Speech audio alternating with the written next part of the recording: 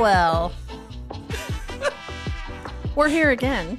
Wow. We This are. is the Bold Women podcast. My name is Maryl, and I am here with my dear friend, Maria. Hello, everybody. Maria, how you doing? I'm doing good. You know what I would be doing better? What? Is if people went and followed us on social media. You were about to go into that accent, weren't you? Nope. I would be doing so much better if our friends who are listening would follow us on Instagram, TikTok. Check it out on YouTube, all the things. You don't even have to follow. Just, tell us if you hate what we're talking about or not. Like, subscribe. But yeah, we are on Apple Podcasts, Spotify, all the things. So come find us there. Yeah, we do polls. You can leave comments, reviews, whatever. Yeah. Take a screenshot of the podcast on whatever platform you're listening to, post it to your story, and tag us, and we'll repost you and give you a little shout out. Whoop! And Yeah, we will. Yeah, well, let's get to it because I think Today's it's a special important. day. Today is a very special day. We've got another episode of Drum roll, please. Ask the Counselor. I don't. YES. Exclamation point. Byron, I was expecting the applause button to I know be I hit, was. but you know what? It's fine, I guess. It's all right. Let's do it again. We'll do it from the top. We've got another episode of Ask the Counselor. Yeah. That's what I like to There hear. we go. He's back. Welcome back, Phillip Smith. Whoop, whoop. How's Thank it you, going? ladies. Yeah, we're Great. so excited We're to so have you here. And today we are going to be discussing addiction. Mm-hmm. So, Yeah. yay. Who's Nice excited? light topic. Night lice. Night lice. Night lice. Light topic. Come out at night. I was working on a bed bug situation at work yesterday, so I'm sure that's probably why that's in my head. Wow. Not one that I have, but anywho, Well, if you got kids elementary age going to public school, you should check their hair check their hair regularly. But back to addictions. I don't know. Is that still a thing at school? I think so. Yeah, probably. One of my friends got that from trying on hats at a store. So heads up Yikes. when you go to a store and you see a cute hat, just do a quick glance around. Well, I'm not one for hats, so. You don't wear hats. No, I don't really. So you're good. Yep. All right. Okay. We promised we would not get There is a hat derailed. of it. We won't. We will not. We will not deviate from what we have here. So, I will go into what I usually do, which is define words, ahead. things Yeah. like that. So, addiction is a chronic or lifelong condition that involves compulsive seeking and taking of a substance or performing an activity despite negative or harmful consequences. Addiction can significantly impact your health, relationships, and overall quality of life. It is crucial to seek help as soon as you develop signs of an addiction. Phillip, do you agree with that definition, or how would you change it, if at all? I think it's a great definition. That's is that the Cleveland Clinic one? I can't recall where That's I found the this Maryl actually. one. It might be just It's the great. old Oxford Dictionary one, maybe. Yeah, no. Meryl loves Oxford. Sure did. Not every addiction or habit, hobby, hang up is a sin, but just like sin is chronic and lifelong, it's pervasive. It doesn't get better over time without something else acting on it. Yeah. I would agree. true. You know, the proverbial thorn in Paul's side.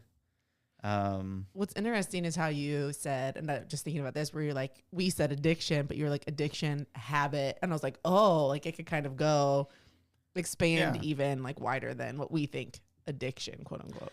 Yeah. I mean, to shorten it, I guess if I was to just say like what addiction is, it's just you're trying to fill a void Yeah. with something. Mhm.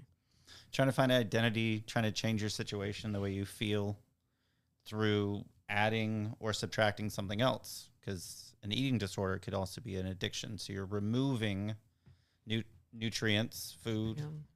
in order to feel a different way. Okay, so it's interesting you say that. So given what you just said there, would you also be able to say, can it be both? And I guess is that addiction is a disease and also something that you're just, I mean, I don't know. 'Cause I guess you can, people look at like habits, for example. We did an episode on habits. 'Cause they're not necessarily like super harmful in the sense that they are also like physically ailing you, or well, I mean, I guess the stress could, but Right. that's another tangent. But yeah, tell us what you think about, because I know there's also, especially in the church and in the early days, in terms, and I say early days as in like early 90s when we were all going to church as kids. But a lot of times you would see like the Big C church say that there is a distinct difference. Like, it's not a disease. You're just grappling with sin, and you need to get sin out of your life. Which is something, because that's, I've heard that too. And I've heard that about depression and anxiety and stuff too. Yeah.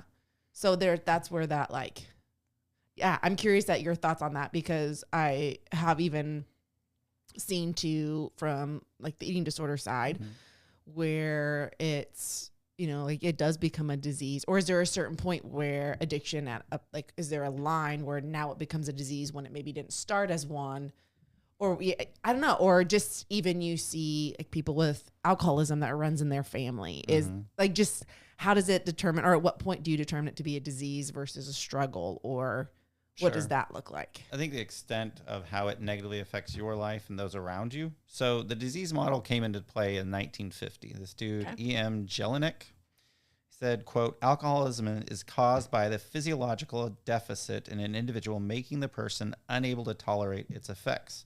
All addicts have the same disease. So by leveling the playing field and saying every addiction is an addiction, you know, there's no, when I was doing recovery work, you know, people would say, oh, well, I can't, you know, I'm an alcoholic. I can't go to a Cocaine Anonymous or Narcotics Anonymous because it's a different drug. And it's like, no, it's the same base thing. It's not going to get better. I mean, cancer doesn't just get better on its own. It doesn't just go away. Yeah. It doesn't deplete. The side effects don't get better over time the more that you have it in your system. Yeah. So the disease model is just basically saying, you know, that the longer it goes, the more pervasive, it follows a natural pattern like any other disease, diabetes, cancer. And so it's good because then on one side, you accept it as something that is outside of one's just desire or will 100% to get better at. At a certain point, you can't control. I mean, step 1 of the 12 steps, you know, that my life has become unmanageable. Oh, crud. What is the other word? Well. Okay. Well, step 1 is recognizing your brokenness. Hi, my name is Phillip, and I have a problem. I'm an addict. Hi, Phillip. Hi. So, you know. It's me. Or Jess. Yes. And so by taking away entirely one's willpower, desire to change, because it has become too pervasive. You know, people who have to go into an alcohol rehab program because their alcoholism is so bad that if they were to just cold turkey, they would literally die because their body is dependent upon it. So used to it now. You know, so it is a disease of the body that needs to be medically treated. So with that, there's less shame, there's less outcast, less shade, more help and empathy to get treatment, you know, because you're empowering yourself to get better so people can jump on board with that. We can study it. There's more money if we define it as a medical disease versus something that habitually happens for people that they can just change on their own. Yeah. But some people, of course not all, can buy into that labeling system, you know. Hi, my name is Phillip, and I'm an alcoholic. My last drink was 21 years ago. Like, how are you still if you have not had a drink, you know? Well, I'm an addict, and I'm always going to be an addict. Like, that's a defining term. And it's like you've taken that on as an identity. Exactly. Yeah. And so I think we just, depending on the person. Yes. And so I went to a training once downtown in KC, and the guy, Reverend Flowers, always said, I have been recovered from, I have been healed from. Oh, that's good. I like that. And so I talked to him afterwards because it was at a Christian organization, but everyone there was not, you know, faith-led. And I said, okay, this is interesting. Why do you phrase it like that? And he told me that that's the reason. You know, Christ saved him, kind of 1 Corinthians 6, you know, as were some of you, but you were healed, you were washed, you were baptized. And so he said that was my old life. Yeah. That's good. Yeah, because I think that's one thing that, and I understand the concept of it in the awareness that I'm like just a couple decisions away from being back into that place. So keeping that in my forefront of I can't let myself get there because I have been this. So if I continually say like this is what I am, then it keeps me from going back to that. So it's like I understand that, but like you were saying, at some point, if it's just been 21 years, that's really hard for me to understand. Like it feels like that's that weird identity balance of, well, that's not who you are anymore. Sure. Yeah. So, but at the same time, like does it keep you from going back if it's that like I can't let myself get there? I don't. So yeah, that hard kind of balance of that. So, you know, the way I try to roll is I try to meet people with where they're at with how do you phrase it in their mind, or how do you feel most helped by this? Because some people, you know, it is like, Yeah. I'm an alcoholic. I should not even go to Chili's because there's, you know, a bar there. I don't want to be around any opportunity, or I shouldn't spend time alone because this, that, and the other. And it's like, okay, if that's fair for you, then I'll meet you there. That's literally where you are. Yeah. Yeah. I'm not going to try to convert you to see it another way. I may throw out, what about this? But NCBI says, if people feel they're born to be an addict, they probably expect to die one. Beliefs shape expectations. Expectations shape experience. If you give someone with Parkinson's a placebo medication that they believe will reduce their symptoms, in many cases, they actually shake less. I get a lot of fun therapizing emails, and you know, even a 60-day smoker won't have the urge to smoke when they're sitting in a movie theater because they don't have an association between smoking and movie theaters. Yeah. Sometimes during the Vietnam War, it was found that 19% of U.S. servicemen had developed a heroin addiction. When the war ended, America was faced with accepting many thousands of seriously addicted servicemen and women, mostly men probably at that time, back into society. A staggering 95% of those servicemen that were heavily addicted stopped when they came home. Because they had no association. No withdrawal, no relapse. Yeah, That's I think crazy. that, okay, so it's interesting you say that because I think about things that people do, and I can't remember, I think we've talked about this on another episode at one point recently or something, but I think about, for example, when I right before like I filed for divorce, when I found out everything that I found out about my husband's infidelity and everything, like the first thing I did was like went and bought a pack of cigarettes and just started chain smoking. So I was like, oh my gosh, like, I need something. I didn't even know, and I think I went and like bought some alcohol too, and was just like, you know, had a couple beers and was just smoking cigarettes, and was just like, I don't even know what to do. But then like once I got past that. That initial, I think it was basically like once I moved into my apartment and I had gotten my house sold and I was like physically separated from the person, it was like I didn't need to do that anymore. So it's interesting because it's like they were probably all using that because obviously you're in war and you're in like a really traumatic and weird freaking situation, and so You want to feel something other than where you are. Sure. So mindset is a huge aspect. But then of there's that. also, you know, like I'll frequently tell people, Maria knows I'm a little bit more honest or transparent when I'm talking to people professionally. And so it's been let's see this. I was probably 18, 19, let's just say 19. So it's been 25 years since I last smoked weed. It's been 24 since I last had a Marlboro Light. And I guarantee I smell that and only that Marlboro Light, I want it. Flips. Every time. Really? No other cigarette.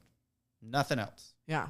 But as AA says, one is too many and 1,000 is never enough. If I went back, It'd be I done. know my nature. Yeah. I'd think about hiding it, possibly. I'd feel that guilt, that shame, you know? And so I know that may be a part of me that like, oh, that's always going to have positive connotations beyond just the addictive nature of it, maybe psychologically, you know? Yeah. It reminds me of, I've associated with better times, youth, a friend that I had. I was just going to say too, because sometimes I think from outside looking in, we can see, well, like, why don't, or just in different addictions, like, don't you see the harm that this is doing? Or don't you see, like, where you just sometimes want to, you see people and you want to just like shake them and be like, hey, there's so much better for you.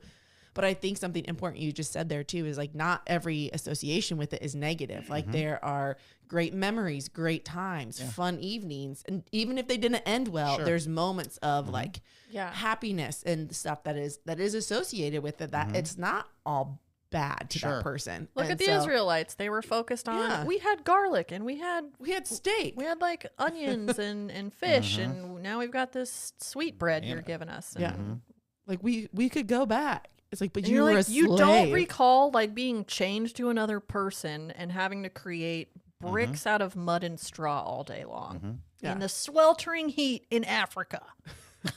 But it wasn't that bad. I'm sure. I mean, there was that, but it wasn't that Not bad. that bad. I mean, yeah, I woke up somewhere with somebody else, but it wasn't that bad. Yeah, like I mean, I can think of times where I've probably thought that too, where I've been like, oh, well, you know. It's funny what the mind does, what you like what you choose to remember. Or it's like, oh, that was a great, like season of life, and cool, there might have been great memories with it, but you don't remember all the feeling absolutely disgusted when you wake up, or the fact that it took 3 days to recover. Right. So I mean, just that, like, but it's not all, to somebody it might not all be negative when you want to be like, why don't you see it? It's like, well, because there was some positive to it. Yeah.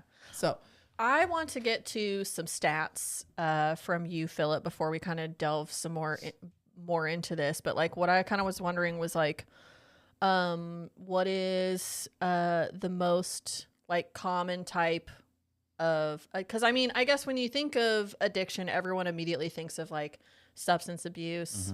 But I guess would that be on track with like what you have treated in the past, and like what's the most common, and then also just kind of any info you have on like how common it is for people to be struggling with addictions.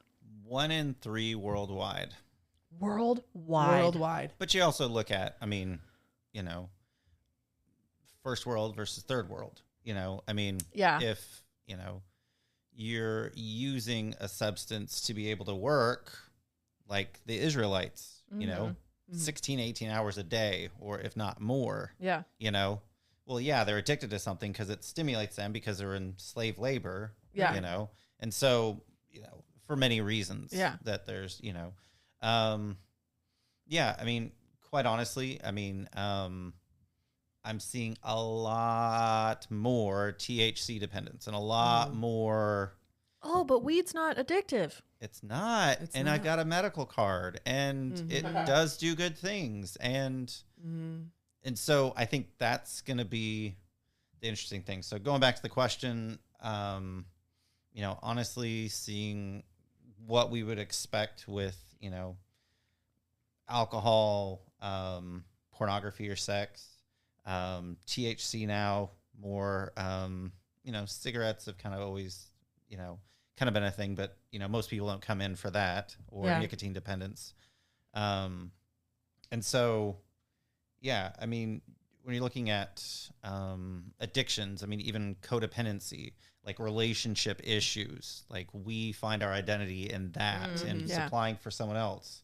Of course, internet. Now that we have so much screens, social media, the average middle schooler to high school, I think, outside of school spends 7 to 12 hours a day outside of school on a screen. That is insane. That is and so outrageous. When you look at, all the socials are good, but you look at, Instagram, Snapchat, keeping those streaks going, that it's like we get little dopamine hits from these things. Yeah. So all addiction is addiction. That we get the serotonin, we get the dopamine, and we crave more.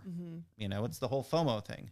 And so, fear of missing out, in case you didn't know what FOMO was. Well, I'm just I didn't just swear on air.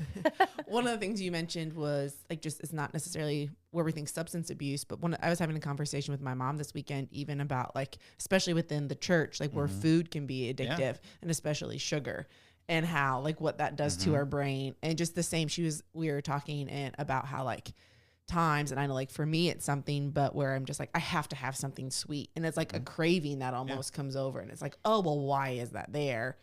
Like it's still Okay, well, I will counter that for a moment because specifically speaking about women, because of our cycles and our hormone levels That and things cycle. like that. that true. That type of cycle. That type of cycle.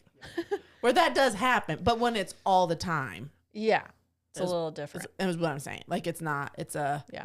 every day after dinner. Yeah. I We're not have to talking have- about we're not talking about like your sugar cravings right No. before your period or having like really wanting to Right. have some salty foods and stuff before that. No, Yeah. that's not what we're talking about. No, because there's been times like I've like had food and I've like binged it in my house, and it's just like, oh, this is not great. I mean, and it's literally because it's Sure. like you don't realize you like want to, or I tended to be an emotional eater in my life, like where it's like I'm feeling this way and I'm just gonna go ransack through my house, whether I think that's what I'm doing or I'm not. Sure. Afterwards, I'm like, That oh yeah, I craving. totally did that. I was pretty open about it. I was in the upside down. Like I would Yeah. post to my story that I'd be like out at brunch, but it was because I went out and had way too much to drink. And then would go and have brunch because it's like I got to do something to avoid the booze blues. Yeah. And so I was like, gotta so have I'd be something. like, post my food to my story, and I'd be like, I'm eating my feelings today, and it's like, yeah, I really was. I really was actually, 100%. And That's and healthy. Rhea, I would say, other than the emotional eating, I guess. I mean, you take care of yourself. You know. Try. And Just so kidding, I did. there's other people that when you look at why somebody's craving a certain thing, Yeah. the salty, the sweet, whatever it may be, and you look at medically, oh, you're missing potassium in your diet, and therefore that's why your body is craving Yeah. chocolate. And Yeah, that therefore, can also that can also That's be a very issues. big effect. Yeah, that's Byron. very. Yeah, I have a question. How much of these addictions that we're talking about are related to childhood trauma, Ooh, Oh, that is a great. and how does it Sure. creep up in your adult world? that's a And you don't great even know why. question. yeah.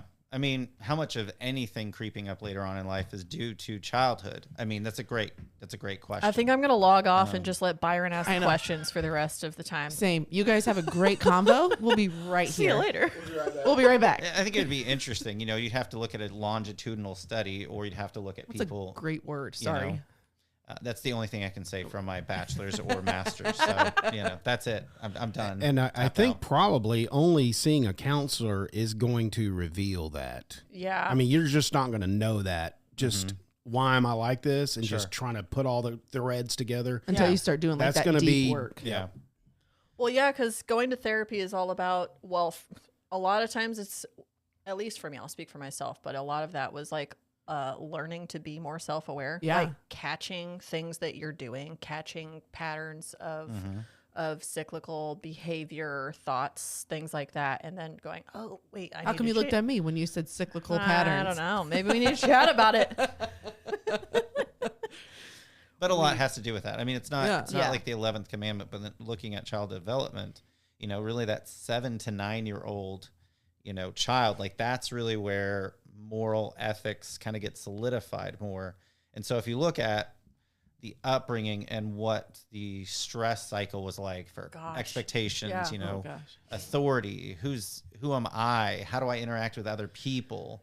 I mean, you see more of that like kind of 14 to 24-year-olds, like that's the biggest like decade at that point. But before that, 7 to 9, it's like, we really figure out who we are at And that 7 to point. And 9? so, I mean, that's the age. It's kind of interesting being, humble dad of a 17 and a 14-year-old looking at stats. Like you want to get somebody addicted to something. Like we talked about the 90s, Yeah. Joe Camel, Marlboro Man.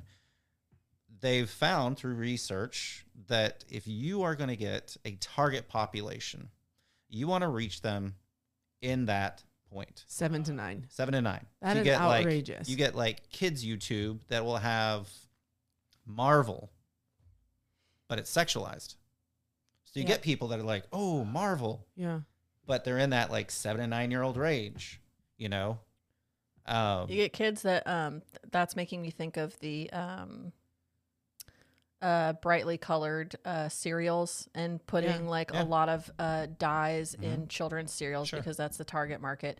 And they even, I can't even remember what the year was that they did this, but they took the extra food coloring out. It was, I think it was Fruit Loops, Kellogg's that did that. Yeah.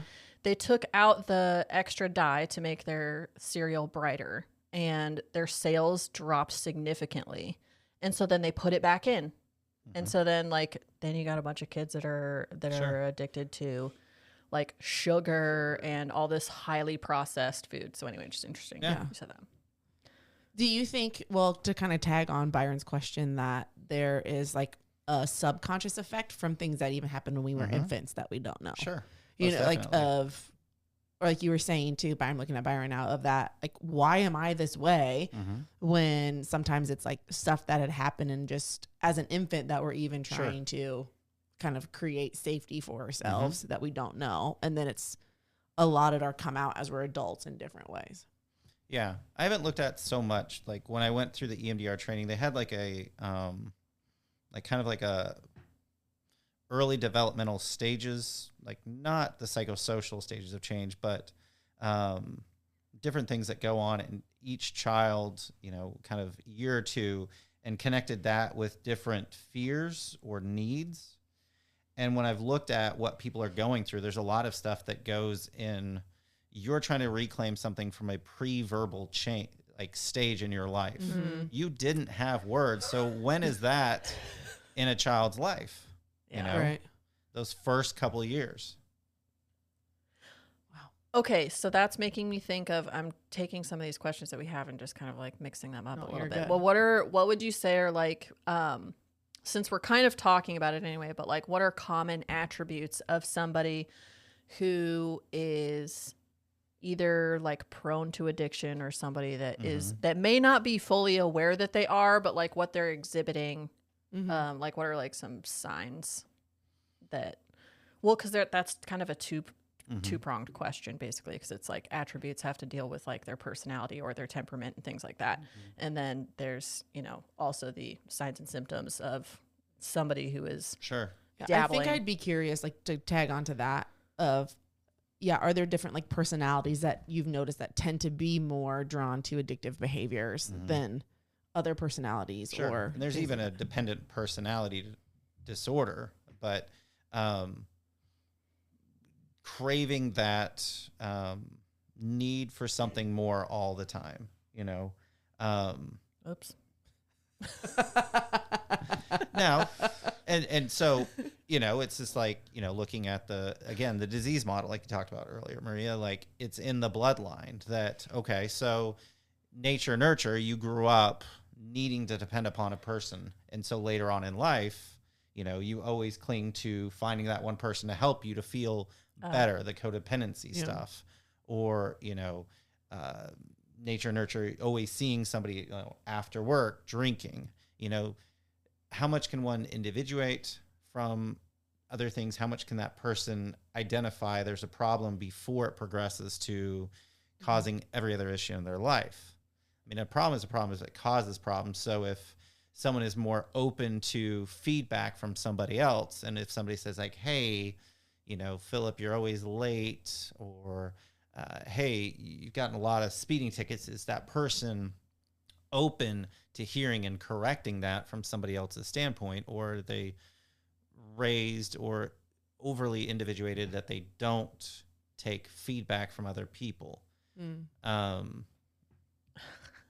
think one of the things checks out. you were saying before we started, and I was like, is that a common sign? Like if somebody says, I can stop at any time, like, is that a common like flag of actually that might be an issue if you say, if you're saying I can stop at any time? At least in the Western world, I think we all know and joke about it, but that's a big sign. A big sign. You know, Yeah. oh, I could stop if I wanted to. Okay, so when was the last time you tried? Well, I've tried a lot, and I just decided that I keep going back to it. So you're enslaved to it, you know?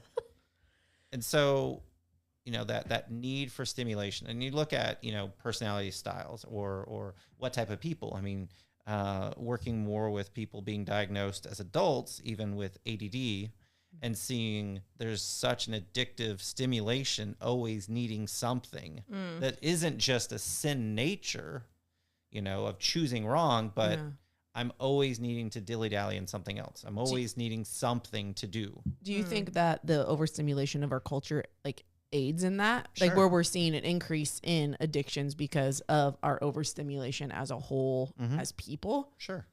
Okay. Yeah. People who tend to have, stronger mental illness, bipolar or personality disorder tend to have more drives, cravings for addictive substances or relationships Gotcha. to feel different, to feel something. And I don't know the validity of this, so I'm putting that out there before I speak about it. Go on. But it was very interesting, and I was watching, it was Justin Bieber's, his YouTube series, Changes, I think is what the YouTube series is called. It's very good. But She's a believer. I am. But his one doctor was talking about how, like, within some of his addictions when he was so young, he was experiencing, because of like his level of fame, such a dopamine hit from people that his body couldn't naturally produce that much dopamine on its own. So it was like driving more addictive behaviors because like the inability to have like a dopamine balance on your own because of the fame level that he reached so young. Yeah, and I the was like, child oh, stardom. I never thought of it in that way. And he just was talking about like, oh, even too, that's why you see in child stars, so many become addicts because it's like, it's what's happening in their developmental years that their body can't keep up with. And I was like, oh man.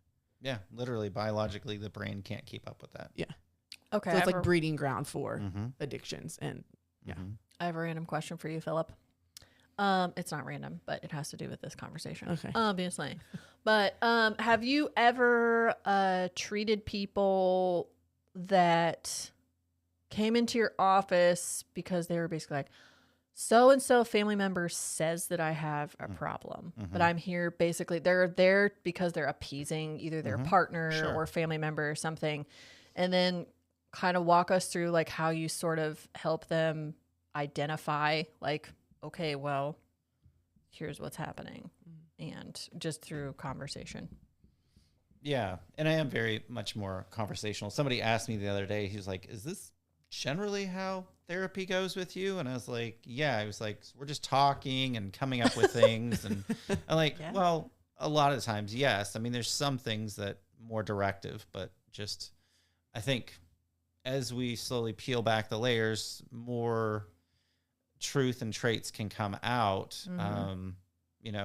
The person that comes in because somebody else tells them that they have to, it's like, well, she said she would get a divorce if I don't do this. Like there needs to be a buy-in to change. When you look at the stages of change, there has to be a desire to see themselves differently or to be willing to compromise.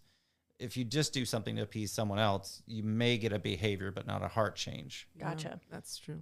And so I think going back, Maryl, if I remember the question correctly, like what does that look like as I'm getting to know that person and, through the Holy Spirit, trying to probe or to bring out different things to try to see if there is more, if there are more patterns of behavior or thought processes that, So when you were alone over the weekend and your family was gone, how are you feeling? Just kind of bored. Okay. So how do you generally deal with that? Well, I drank a little bit and I watched some shows. Okay. So, and kind of like with addiction, it's like, again, the inability to control. So if you say, I'm going to drink X amount or do whatever, is that what you're able to hold yourself to?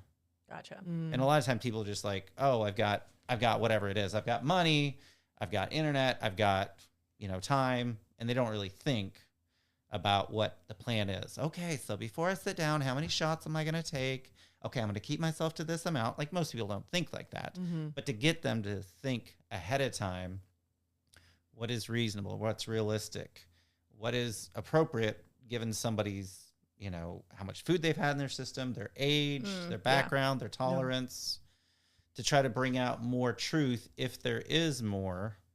A lot of my work, I feel like I've got a couple of one-liners or one things, but it's like most of life is both and, So there's some validity to whoever told this person to come in, probably. What they're seeing is probably more true than this person realizes. And it may not be as bad as the other person thinks it is, but it's a semblance of both truths. There's this thing called the Johari window, which basically there's 4 different parts of us. And there's the me that you guys see here that I also agree with, that I can see. There's the me that only you guys see, that I'm oblivious to. There's the me that I see that you guys don't see. And then there's the unknown or God window. And kind of an idea is self-actualization, kind of getting to the middle of all those 4 windows and seeing who we really are beyond just how we view ourselves or how other people view us. You've drawn that on the board for me before. Probably. Yep, Again, one of had my... to work through some things. We all do, sister. Okay, to follow up question on that, is there something like in that particular situation that, or just in your work with people with addictions in the past, like, is there a certain trigger or moment, like, or what is it that really gets people to be like, oh shoot, I have this, I need to fix, like, I need to fix or I need to work on fixing this. Like, what have been some of those, like, I guess, light bulb moments that you've seen? It has to be like a natural consequence. Okay. So you have like the 5 stages of change. Pre-contemplation, it's not a problem. Everybody just needs to it's good. Yeah. It's fine. It's whatever. Yeah. That's y'all, not me. Stay in your own lane. Contemplation, like, okay, starting to see maybe there's an issue. Maybe I shouldn't drink and drive. Maybe I should slow my roll on my caffeine fill up, you know. But that's really like the big, tough gap between like that first and second stage because people have to see that it's not everybody else in the world against them. And that's the challenge. When is this thing becoming a problem that we can't deny is based upon what you're doing? Right. There are these other effects. Okay. Okay, so that leads me to the next question of like, at what point? Because my first part of the question was like, should families or loved ones intervene, and then at what point? But I think it's really, I think that families and loved ones should. But and also just kind of talk about that, and then also enabling behaviors, because there's tons of that goes on too. It's like I've seen some of this in my family where it's like some people will they're all about, having the hard conversations with the family members and like, okay, let's talk through this. How are we gonna figure this out? What do you need from me to support you? How can I be praying for you? And then, or there'll be like a random family member that's just kind of like oblivious to all of it, or is making excuses for the person's continued engagement in either their addiction, in their addiction or addictive behaviors. That was long-winded. Yeah, I guess so. Basically, you're saying like, is there like, at what point do loved ones intervene, or are there certain situations where? And then how do you navigate like the enablers, like dealing with them? Yeah, I think all things, like the Bible says, prayer and fasting. So dealing with that, unless it's a crisis situation, in that one moment, dealing with that on our own terms first before intervening with somebody else. Oh, that's good. So then second, because you want to check yourself. You want to check what's it based upon, is it a need? Like, I've had a lot of clients say that their family raised them to, especially parents, to be like, well, what will people think of us if, people at school are going to think bad about us if you keep doing this thing. And it's about that person, like parents saying, well, you shouldn't throw a temper tantrum because people look at me in a bad way. Not about misbehavior, but it's about, them not checking their own heart and being like, oh, I'm a really crappy parent. I don't know what I'm doing. Maybe I need to get help, That's and good. fools rush in. And so I'd say first and foremost, prayer and fasting, checking your heart, check yourself before you wreck yourself. Yeah. And then, understanding, maybe through friends, people in the church, other relationships, what do other people notice? What is the tendency of other people? Like, it's starting to become a problem, but it's not really solid yet. Do we need to put up some like better boundaries? Like, hey, I know you're going through a lot of stuff, but every time you come over, I'm smelling alcohol in your breath, and we can't have that around the family. So if, we want you to keep coming over, but can't have that around us. Yeah. And progressively instituting more and more, like, this is healthy for you. It's unhealthy for us to have it around. Therefore, stepping more and more away. Yeah. Yeah, that's good. And you said except in a crisis situation. So just for listeners too, what would determine if something is a crisis situation of, hey, this isn't just a step back, pray, kind of do what you're just saying, that this is like, I need to intervene and I need to intervene now. Yeah. What would give determining factors for that? When there's a compulsive nature, like people are hiding substances, they're bold-faced denying the truth. You've seen that this thing has taken over their life more. When it's negatively affecting other people, somebody being accused of drunk driving with their kids, like, we're not putting up many boundaries. If we're like driving drunk with our kids in the car, it's become so much of a problem. I don't give a flip about anybody else.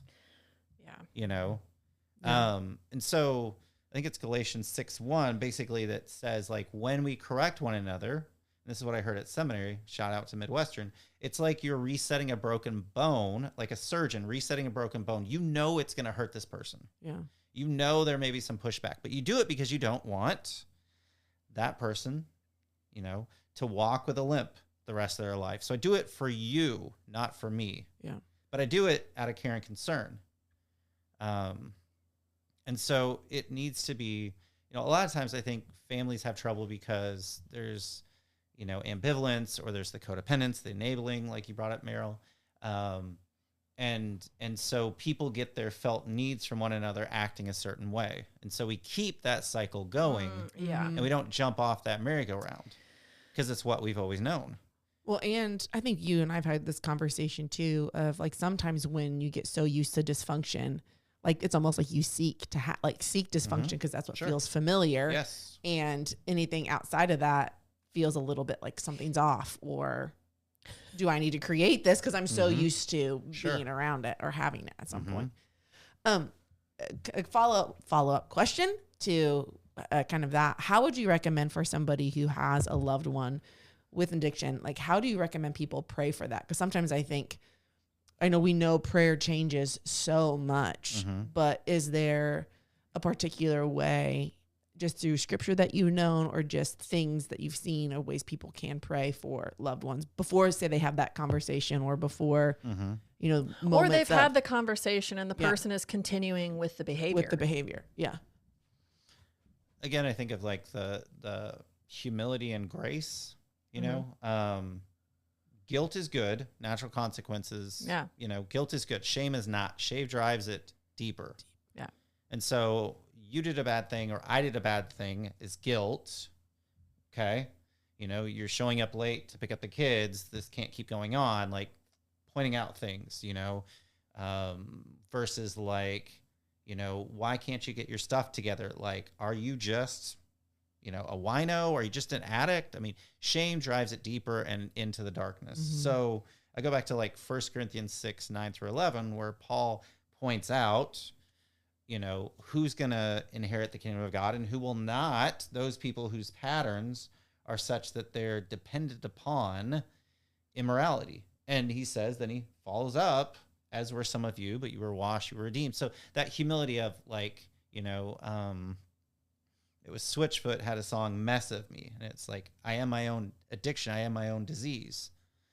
There ain't no drug that they can sell. There ain't no drug to make me well. Like, we all have this.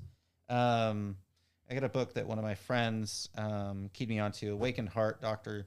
Gerald May. He said, I cannot shake the feeling that I should have done it all by myself, gotten better.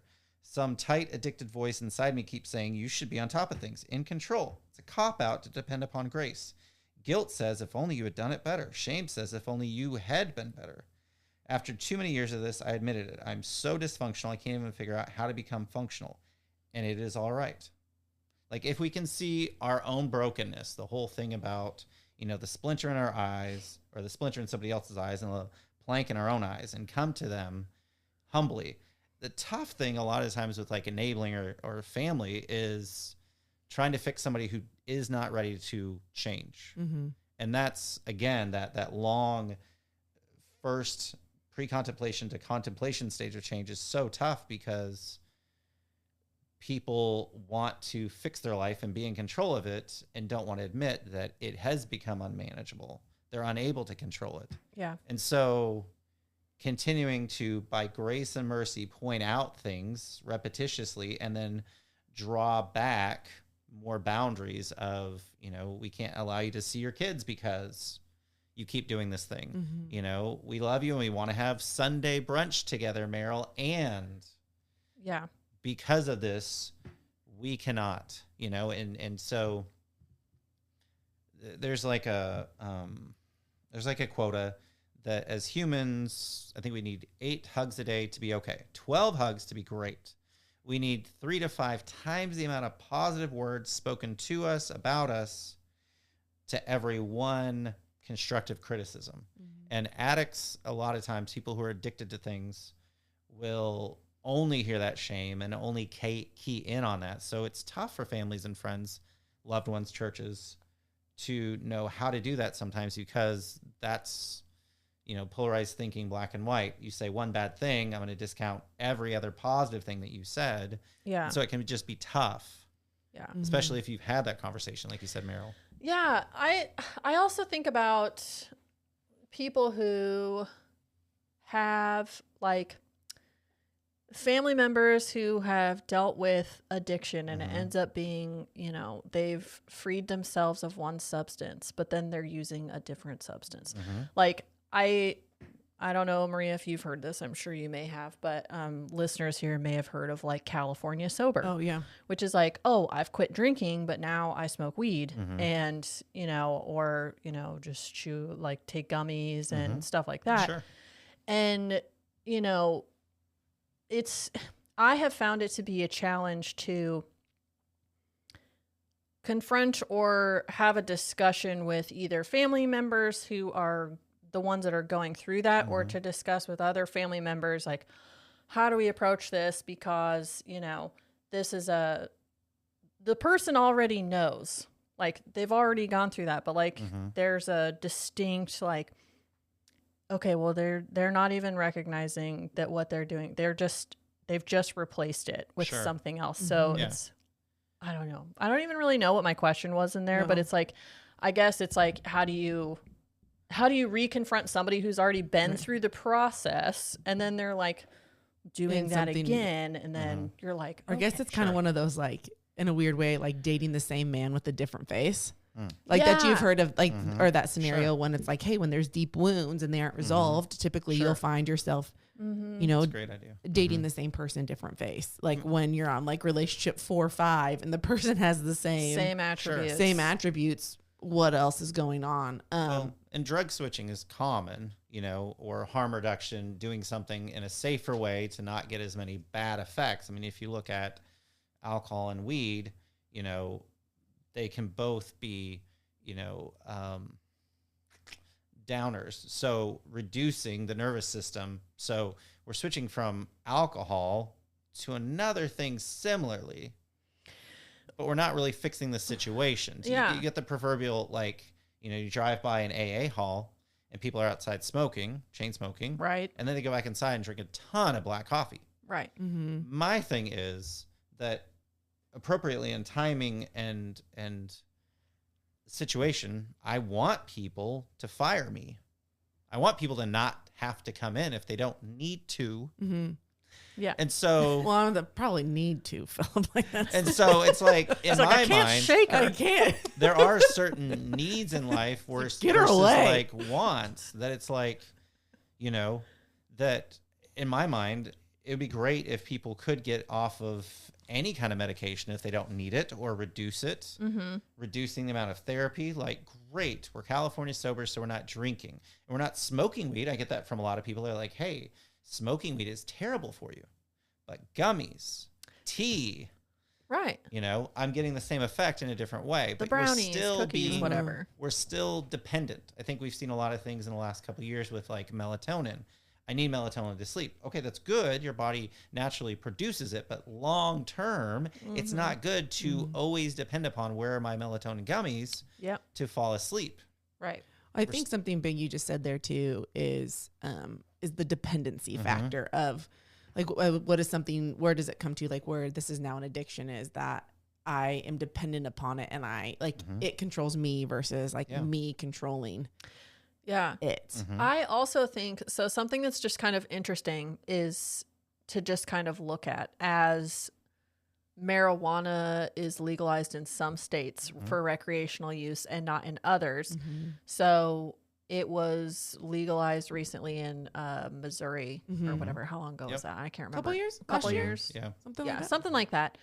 But it's like in states where it's not legal. So I think about it this way. It's like what is concerning to me is I think about that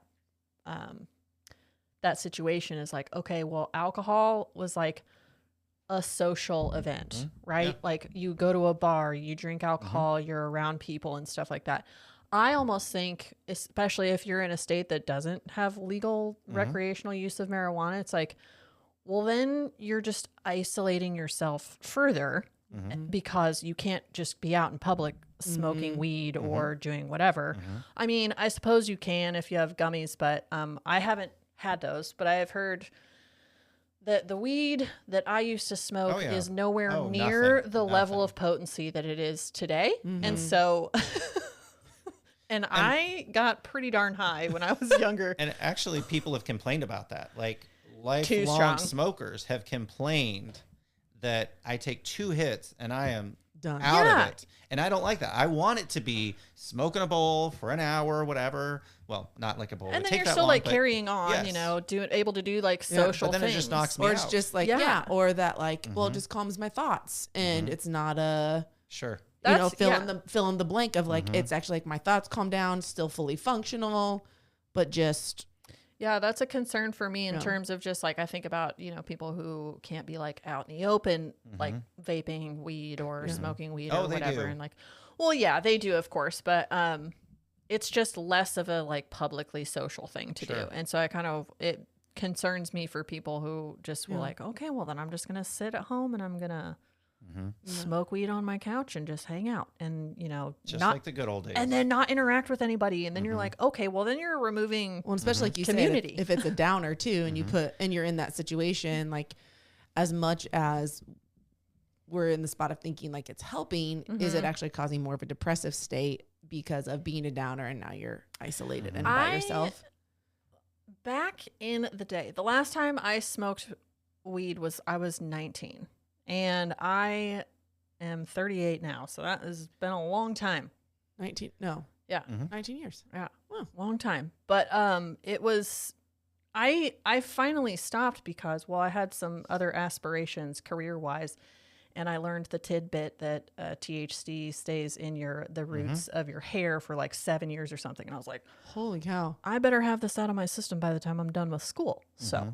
Yeah, that was one of the motivating factors to like not be doing that. But also it was like, for me, I know it's different for everybody. And also, especially since they have these different strains and things like that. Yeah, indica and sativa and stuff. It's like and a like whole world. Yeah. And, but I never really enjoyed doing it. I would just do it if it was available and there wasn't any alcohol around or whatever, because I was underage. And so, but I would just sit there and think that I was like just involved in conversation and hanging out. But no, I would have like, I would kind of like realize that I wasn't actually engaging in anything because people would be like, hey, you all right over there? Yeah. And you're like, I'm like, yeah, I'm totally enjoying myself. But I was just like in this, you know, complete fog of like not saying anything, just completely in my own world, you know? And I don't know. I just didn't like that. It made me feel so icky. And I was just like, I don't want to just go and sit and like melt into my couch. Yeah. That doesn't sound fun to me. Yeah. So I think that's probably like even the root looking at it too. Like you had that drive about you. Yeah. Like that ultimately too of, or probably coming to that spot of, oh, I have to make a decision. I'm either going to be driven and go, or am I going to keep staying right similar? Right. but because you do have that like within your personality of that, a drive to you too. Yeah, true. I don't know, just thinking out loud. Um, But I think one thing, I guess maybe additional question would be like how you're talking about California sober and switching from one to another. Is there something where you have seen just within your treatment of people swapping and eventually coming off? Or is that a continual cycle of they just keep switching from thing to thing? switching from thing to thing, even though they're thinking, oh, this isn't as bad. So, okay, once I get used to this, then maybe I'll get off this, like, or is it really pretty much it's going to be cyclical or it's going to keep going on to something different? Unless you fix the roots. Yeah. Unless you really fix Yeah. what's going on that's causing it, So we went from, the hardest things is like seeing somebody go from a very strong substance. Like we talked about heroin before, but meth, when meth hit Oh, yeah. Missouri big. And I used to have people and they were like broken heart and they're like, how do I get the same effect in life now that I'm not doing this? And it's like, nothing can compare with that. Yeah. Yeah. Like- Oh, go ahead. It's just that, we can't seek out that same sort of thing. And so I have seen people, if we can fix what's going on truthfully and really fix the heart issue, like Pascal said that there's a God-shaped hole in all of us, but we seek to fill it with other things. Yeah. If we keep fitting everything in, like that quote that I read, Dr. May, that it's okay that my life is dysfunctional. It's okay that I'm not going to be Jesus. Like if we keep trying to but I have to feel calm all the time. But why do you have to feel calm all the time? If we don't fix what's going on with an anxious mind or a sad spirit, then people can continue to drug switch. Now I'm just on my phone all the time. I'm not doing meth, but I'm doing something else. I travel around and I'm a roller coaster junkie. Great.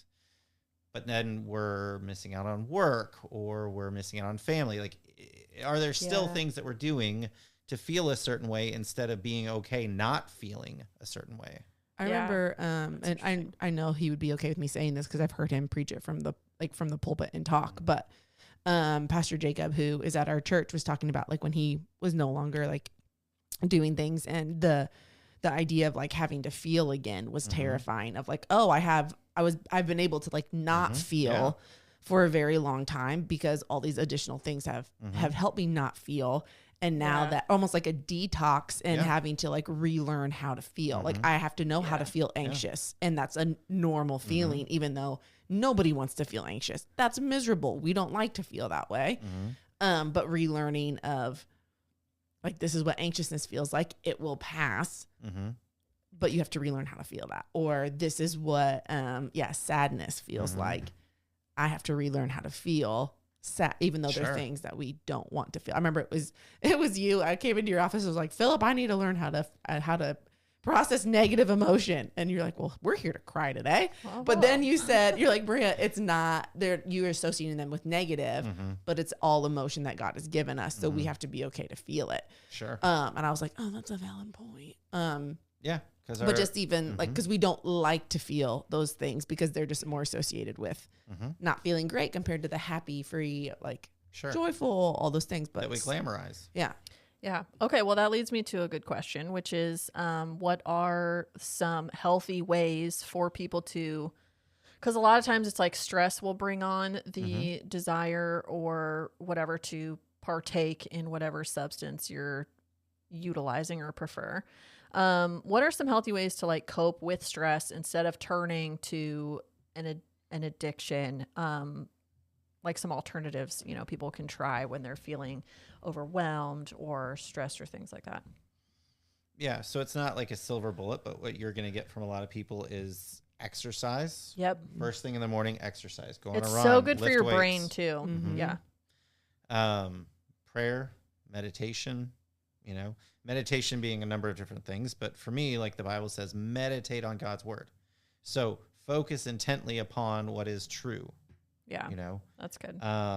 Nature. We don't get enough vitamin D north of the equator. We don't get enough outside time, Now, I don't know how deep we want to get theologically with this topic, but the Bible says that we were made from dust. We were made from the earth. So connecting with the earth, Yeah. taking off your socks, taking off your shoes, getting grounded literally physically into the earth, not as a metaphysical new age thing, Right. but being connected to something else, feeling everything. I mean, Romans 1, God created all of this to point out his existence. And so being in there versus in my office more Right. often. Our Getting a next different counseling sensation. session, can we be at a park? No, I'm just kidding. Yeah.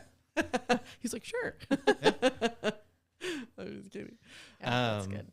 You know, Yeah. having that support system, because, you know, a lot of times when, you know, like that Vietnam study that I talked about earlier, people had a support system to come back to. They had other Yeah. people. Yeah.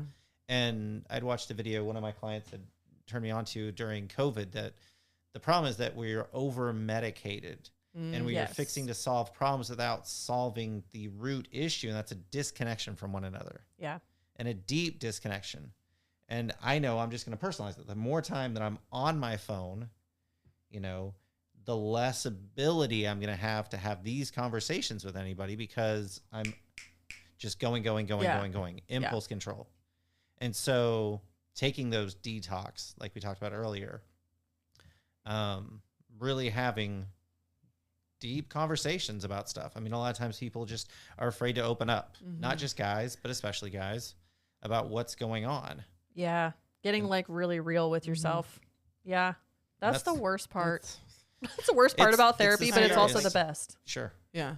Scariest up front. Well, and it's kind of one of those, I always think of therapy in a way of like you're redoing a home, where it's like it's going to get worse before it gets better. And it should. Like if you're just, if you're redoing your kitchen and all you do is just paint your cupboards, okay, the mold behind the cupboards Yeah, you gotta is demolish still the going to whole be thing. there. You've got to demolish all of it to rebuild it. And that's like with the goal of rebuilding in mind, not just I'm going to take down everything I've ever believed and I'm not going to do all these things anymore, but the goal is let me rebuild it to what's good and stable. And Also, I wanted to just make a comment on what you were saying about meditating, like on God's word. That also, like the meditation is, yes, of course.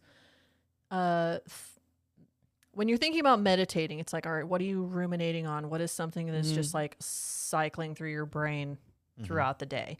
So also, it's like, God's word for one, but also it should be, okay, what am I thinking about? And how am I thinking about what I'm thinking about? Sure. And like getting to the root of like, I'm having like, so if you're entertaining just negative thoughts all day long, like Sure.